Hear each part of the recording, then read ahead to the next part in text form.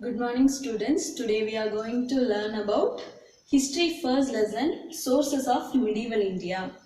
Okay, before going into the lesson, I want to give some informations. As you are staying at your home because of this pandemic situation, be safe and stay at home. Okay, simultaneously we are uploading other lessons as videos. So do your work and send your assignments without fail. Okay. So this first lesson is about sources of medieval India. Okay, our history is divided into three parts. One is ancient period, next one is medieval period, and the third one is modern period.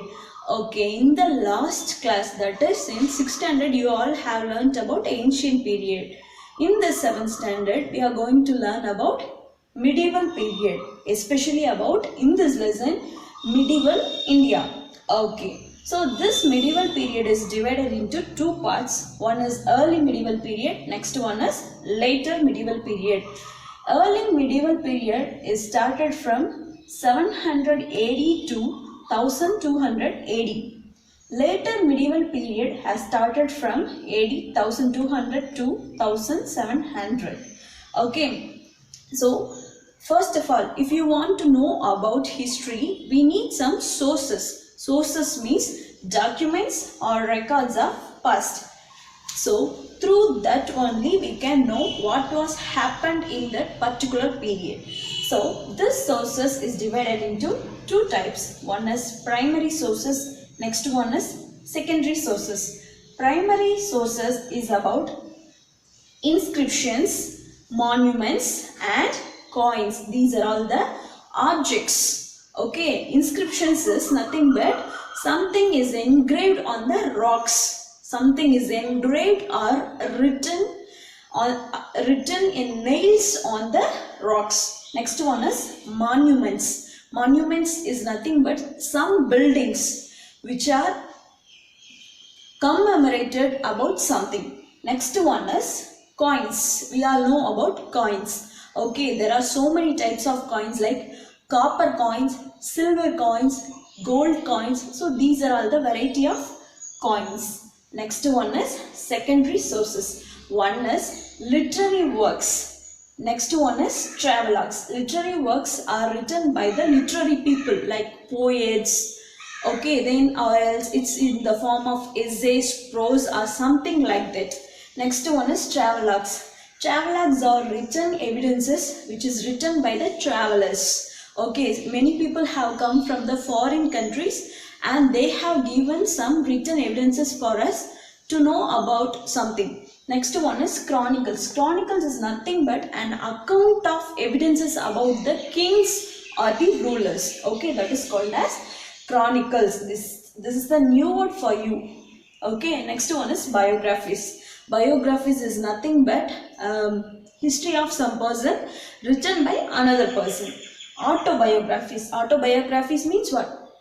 Written about someone by that person itself. Okay. So that one is called as autobiographies. First we'll learn about inscriptions. Already I explained.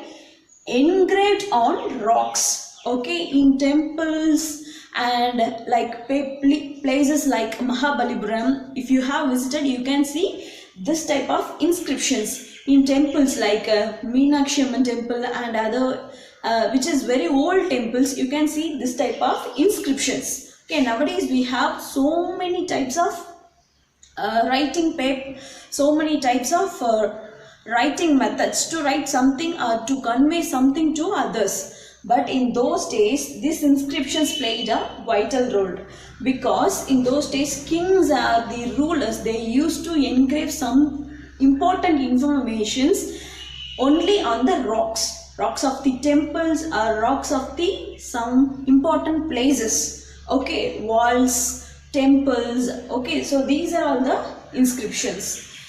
Let me give some example for you. In your book they had given about Cholas. Okay, we all know about Cholas. Okay, this kingdom is a very important kingdom and it is also one of the three kingdoms which ruled over South India. Okay, Cholas. So in that inscriptions we can know about some varieties of landforms, not landforms, some varieties of lands. One is Vellan Vagai. This type of land is donated to non-Brahmins. Next one is Brahmadeya. This is land of Brahmin people. Next one is Shalabhoga. This is land of school, which is donated to the school. Next one is Devadana.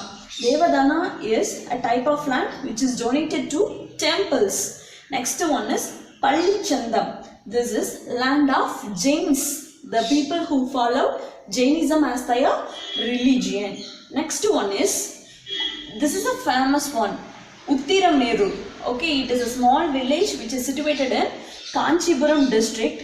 This one says about administration of villages during the Chola period. Okay, you will learn about this in detail in the following lessons. Next one is copper plates. Okay, so nowadays we have papers. Nowadays we are using the papers to write, and in social medias and in other things we used to write some information to convey others. But in those days they used copper plates. Okay, nowadays we are using documents to record some properties, important properties. Okay, but in those days people used only copper plates.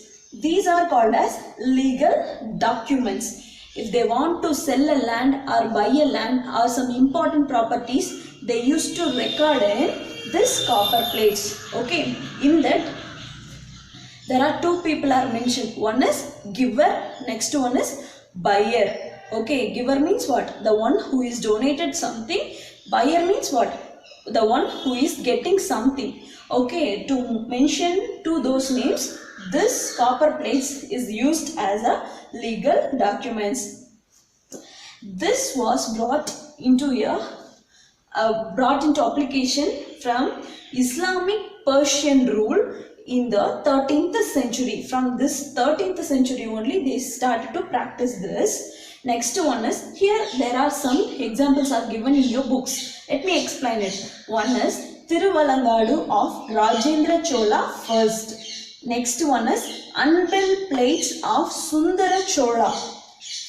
Okay, so these two examples are given in your books. Next one, we are going to learn about this coins. Already I explained here. So many varieties of coins we can know. Okay, silver coins, gold coins, and other type of coins. In that coins, in those days, they used to portray some important things in the coins. Nowadays also we can see the government emblem. They used to give some emblems in that. They are using some languages in that. Nowadays we have coins in various sizes also. Like that, in those days they used to give some important information through the coins. Let's learn about it. One is picture of the kings. Titles. Title means what? Some special names which are given to that particular king. Next one is events, some important happenings. Next one is some important places. Dates. Logo means what? Emblems. Dynasties. Dynasties means what? That kingdom. Next one is conquest. Conquest means what? If the king wants to capture some places, they have to go and fight with them, and then only they can conquer that places. That is called as conquest. Next one is trade. Trade links. Trade means what? Business. In what places they are doing their business. That also they mentioned in that coin.